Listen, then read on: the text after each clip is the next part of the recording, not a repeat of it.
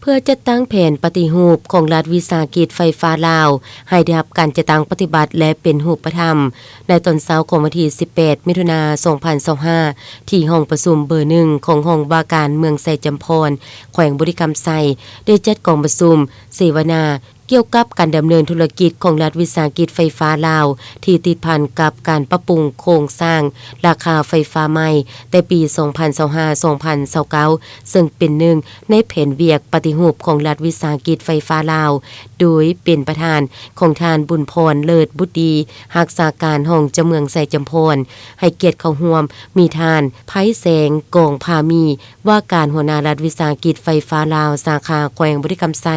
มีบรรดาทานหัวหน้าคณะห้องการภาคธุรกิจนักธุรกิจผู้ประกอบการนายบ้านในเทศบาลและพนักงานที่เกี่ยวข้องเข้าร่วมกองประชุมในครั้งนี้แม่นเพื่อสร้างความเข้าใจให้ลึกซึ้งเกี่ยวกับการดำเนินธุรกิจของรัฐวิสาหกิจไฟฟ้าลาวซึ่งเป็นวิสาหกิจยุทธศาสตร์ของประเทศอยู่ในการคุ้มครองโดยกระทรวงพลังงานและโบเฮ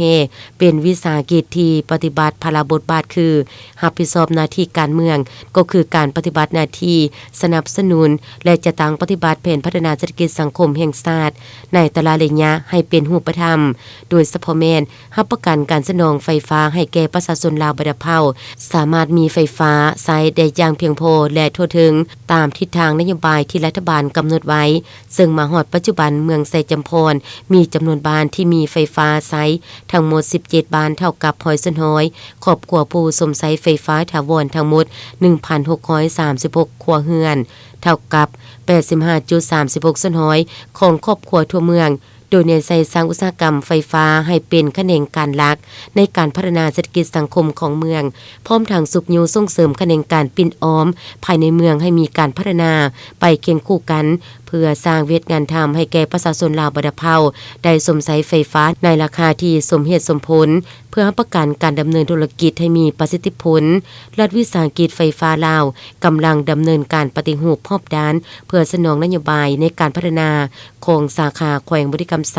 ในการหันเอาพลังงานไฟฟ้าตามที่ทานเป็นอุตสาหกรรมและทันสมัยตอบสนองการปฏิบัติวาระแห่งชาติเพื่อแก้ไขความยุ่งยากทางด้านเศรษฐกิจการเงินที่สภาแห่งชาติได้รับรองให้มีประสิทธิผลและปรากฏผลเป็นจริงจากนั้นบรรดาผู้แทนได้มีการประกอบคำคิดคำเห็นแลกเปลี่ยนอย่างกงไปกงมาเพื่อเป็นแนวทางในการปรับปรุงเวียกงานบริการของรัฐวิสาหกิจไฟฟ้าลาวให้ดีขึ้นเป็นเก่าๆ